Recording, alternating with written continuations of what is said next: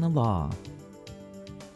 It's time to get GOing, so pull up a chair and join us at our kitchen table for golden opportunities.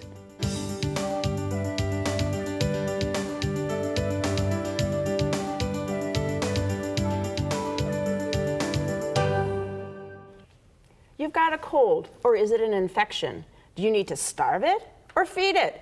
Do you handle it at home, or do you opt for an antibiotic? Pam Kreider is here to review respiratory issues and how to issue some advice. And going to issue us some advice. Pam is a certified nurse practitioner in senior health and wellness at MetroHealth. So welcome back to the show. All right, thanks for having me again. I mean, it's finally summer. Do we really have to be talking about colds? I mean, isn't that a winter thing? I wouldn't say so much worry, but we need to be aware of it. You know, we used to call them summer colds for a reason. Just because we're on vacation doesn't mean respiratory viruses take a vacation too. All right. So we know the common cold affects our respiratory system. What other infections affect it also? You have things like the common cold, sinusitis, bronchitis, and even pneumonia. With sinusitis, it affects the sinuses here. You get pressure and sometimes you can have a headache. Bronchitis, the airways get kind of constricted, and sometimes with that you usually have a very nasty cough. And pneumonia fills the lungs up and it makes it hard to breathe. Is it pneumonia the most serious of those? It depends, but it can be the most serious. All right. So, how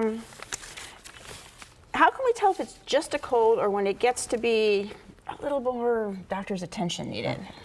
With the cold, you generally have coughing, sneezing, runny nose, congestion. Sometimes you lose taste and you lose smell, and sometimes you even have a decreased appetite. All kinds of things happen to you when you have a cold. Huh? Right. But when you generally have a cold, one of the best things to do when you have a cold is to make yourself comfortable. Rest, drink plenty of fluids. Chicken soup, research has actually shown that sipping chicken broth, chicken soup, helps with the nasal congestion. Oh, so mom was always right. Huh? Right. Sometimes mom's is always right. And sometimes for your symptoms, you can buy over-the-counter medicines such as cough syrup, you know, things to help with your symptoms. Okay. But you may have other comorbidities, you may have diabetes, or you may have hypertension. So you want to check with the pharmacist to get the right medicine for what you have, because some cough syrups can raise your blood pressure or raise your blood sugars. So it's always best to ask the pharmacist. All right. So if we have all the symptoms or it just doesn't get better or gets worse, is that time to see the doctor? Now it's time to see the doctor. If you start having fevers, chills, real bad shortness of breath where it's really difficult, you're struggling to breathe, now it's time to go in and make an appointment to see the doctor. And we get antibiotics, right? No, not so fast.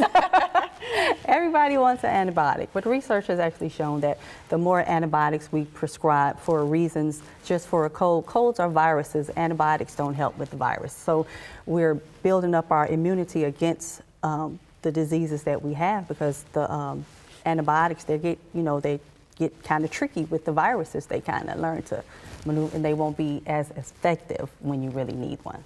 Okay, and of course it's best to avoid infections. So do you have any suggestions for that? Yes. One of the best things you can do if you're sick is to avoid a person that you know is sick. You know, if the grandkids are coming over and they're sick, you tell mom, you know, keep little Jimmy home today because he's sick, you know. But if you want to visit somebody that you know is sick, you know, don't visit. Send them a get well card, you know, arrange for them to have a meal, but try to avoid them while they're sick as well. And wash your hands. And wash your hands. That's a big factor. Wash your hands. Sometimes you can use the antibiotic gel, not the antibiotic gel, the antiseptic gel, but hand washing is actually the best. And sometimes it's best if you wash your hands for like 15 seconds. You can sing the "If You're Happy and You Know It, Wash Your Hands." You know, sing that song while you're washing your hands, because viruses live on surfaces, so it's best to get clean and wash your hands. All right. Good advice. The common cold may just need rest and mom's chicken soup, but more serious respiratory infections are nothing to sneeze at. My thanks to Pam Kreider for helping us all breathe easier. To learn more, call MetroHealth at 216-778-7800 or visit their website, www.metrohealth.org.